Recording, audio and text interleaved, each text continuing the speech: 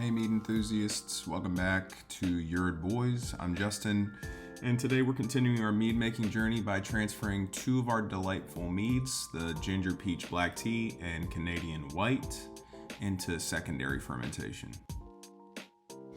So if you'll take a peek down in the bottom left corner, you'll see our fermentation vessels. Here we have our primary fermenters, where our mead has been bubbling away, transforming into liquid gold.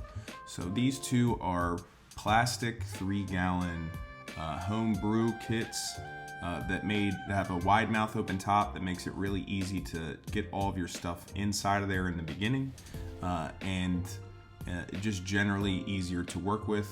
Some of the other special features on those are that they have spigots that you'll see later in the video that allow you to put it on some high ground and just transfer it directly into your secondary receptacle, which I'm using 1-gallon glass carboys,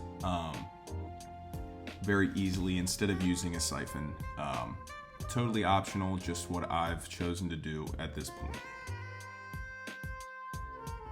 As you've seen so far, what I'm going to do is leave some of these traditional as just right out of primary into secondary to clear up, and for some of the other ones what I'm going to do is put some fruit. So what I've done is cut up some pineapple and star fruit, and I'm going to have two different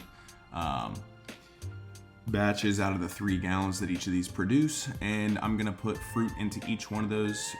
For adding fruit into mead, you can choose to do it in primary fermentation, and you can also choose to do it in secondary fermentation. So for this variant, as an experiment, I'm going to throw the fruit in secondary and see if I can get some of those vivacious, wonderful fruit flavors in secondary.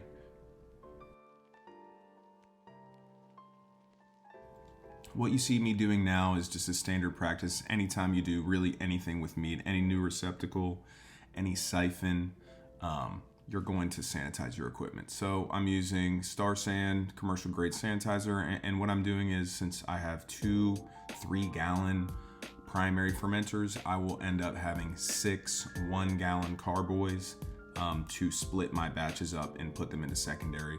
I like to use a clear receptacle anytime I put anything into secondary, because what that allows for you to do is watch as that sediment falls to the bottom, and it allows you to see how clear your final product is going to be, which is the ultimate end goal of secondary fermentation.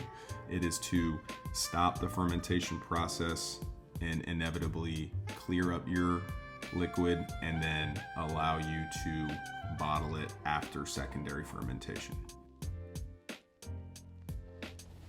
This is a really relaxing weekend task for me. Honestly, it's pretty therapeutic, cathartic. Just put on some headphones, listen to some music, and get to work.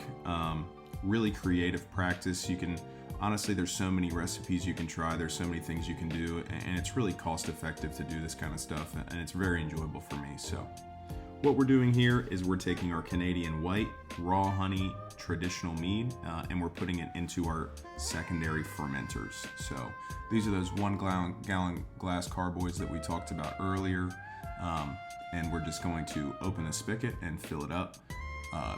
Expert tip: what you're going to want to do is ensure that you try to leave as much of that sediment that's on the bottom as possible, because the point of secondary fermentation is to allow for your liquid to clear up. So I'm being very careful here as I leave some of that stuff on the bottom, and we will move on to the ginger peach black tea here in a second. So pull that off to the side, and then we'll just start filling them up as they go, and being careful once again to ensure that we're not stirring up as much as possible, and we're allowing that sediment to stay on the bottom.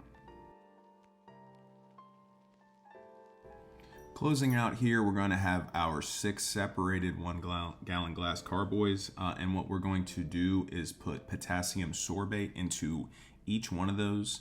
The measurement is on the bag when you order it.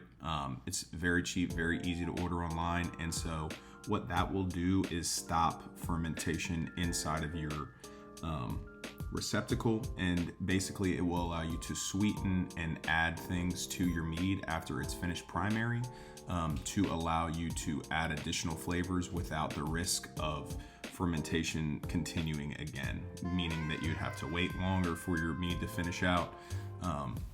So here you see me putting in the potassium sorbate. I mix it around once I'm finished, and this basically just ensures that the yeast that are still active or potentially could reactivate in that receptacle, that it will not ferment again.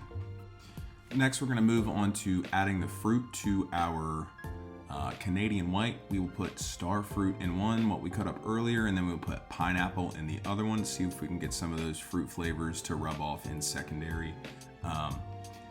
It's a lot easier to use the open top versions, but this is what I have, so I'll just be shoving my fruit in there. What I'll do after is put on the water seals and then tuck these things away for a week or two and see how they turn out. And there you have it. Our ginger peach black tea and Canadian white meads are now happily nested in their secondary fermenters. One step closer to becoming the delicious liquid that we've been dreaming of. If you found this video helpful, don't forget to like, subscribe, and join our mead making community here on Yerd Boys. Until next time, happy brewing, everyone, and I look to see you in the next one.